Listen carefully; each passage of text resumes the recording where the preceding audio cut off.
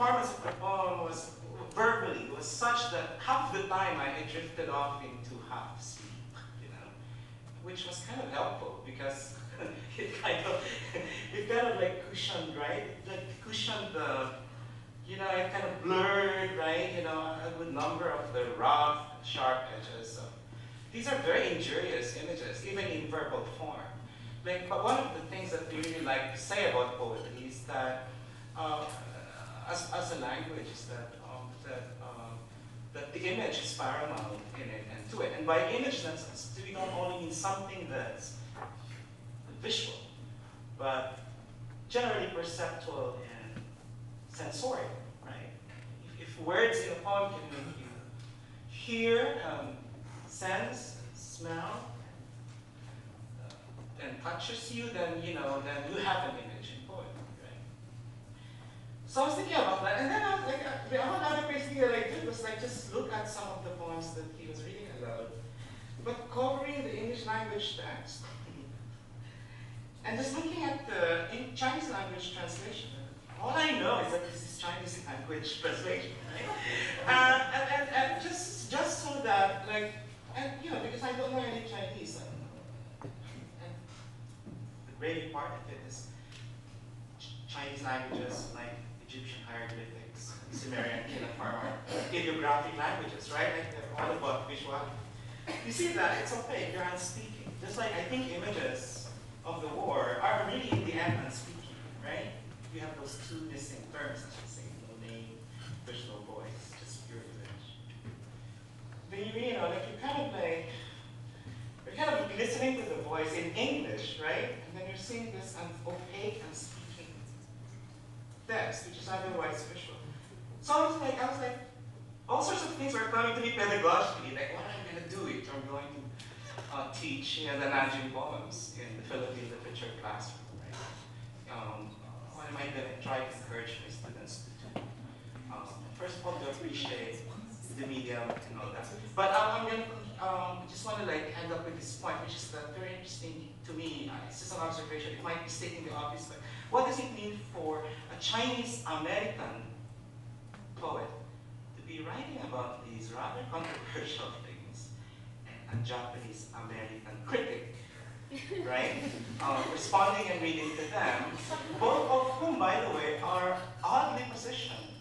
You have a Japanese American critic who lives and works in Japan, and you have a Chinese American poet who lives in the very edge of the rim, right? And somebody like Candace would not just call him an immigrant, but a settler, right? And yet Hawaii, right, is this sort of like space, right? That anyways, I was just thinking of something about locution and location. You know, like who gets to speak just because of where they are? And I just do not mean the physical spaces, right, that you occupy, you know, the historical ones, and right, the discursive ones, etc., etc. Whereas otherwise, maybe Chinese intellectuals and Japanese intellectuals would go into their history and cultural and memory wars, right? And there you go with the institutional, you know, battles over textbooks, which can eventually create diplomatic tensions, right? But in a room like this with these sorts of overdetermined geographies, again, I don't know, but it was just kind of very singular for me. You know, it made me think about all these sorts of things. Especially for somebody who's very near. I'm from Manila. You know, I live in the Philippines. I'm only 2 hours away, and yet very far from this. You know, actually, to be frank, I never thought about Nanjing. You know, but I should have had reason every occasion to do so, just by my sheer proximity to, you know, in the region to it. Right? Thank you. Professor from Professor Chen. No, I don't have any question. I think it may be helpful if Te-hsing can help us here. Because I think there's some kind of intellectual project as a background of this panel, right? And you ask your student, Andy. I saw you were making some statement at the end their presentation with other stories. Somehow these are linked. You know, sort of network of relation is already in the background. That's how I felt. So, can you enlighten us? What is the background? You know, so that we can understand better. Of course, we understand Nanjing massacre and so on, right? I mean, so you know what I mean? I just want to clarify that I've heard about that for the first time. So if the question is, it's probably not. If it's the more narrow question of, are Wing and I explicitly linked to a project in which Haji is also participating, the answer is no, because I was amazed to hear about this work. But well, thank you. T-shirts and bosses. Alright, so let me try. I mean, a lot of things happen with accidents, okay? So sometimes what happened doesn't always appear to be what it initially was imagined. But in any case, I actually was very happy with how this, the entire workshop, especially how the session works out.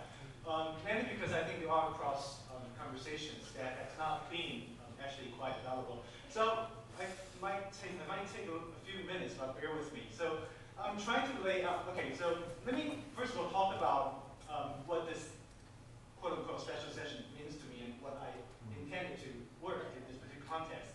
And then secondly, to kind of bring in other possible conversations and memories to kind of muddy the water even further as a way to kind of respond to Professor Jaika's comments. The very first one, the context is very simple because we have a poet coming in talking about Nanjing massacre. Okay, so it's very hard to go without any commentary and then straight to dinner. And it so happened that we have Gayle coming in who is working on Nanjing massacre, so that's the accidental part of it.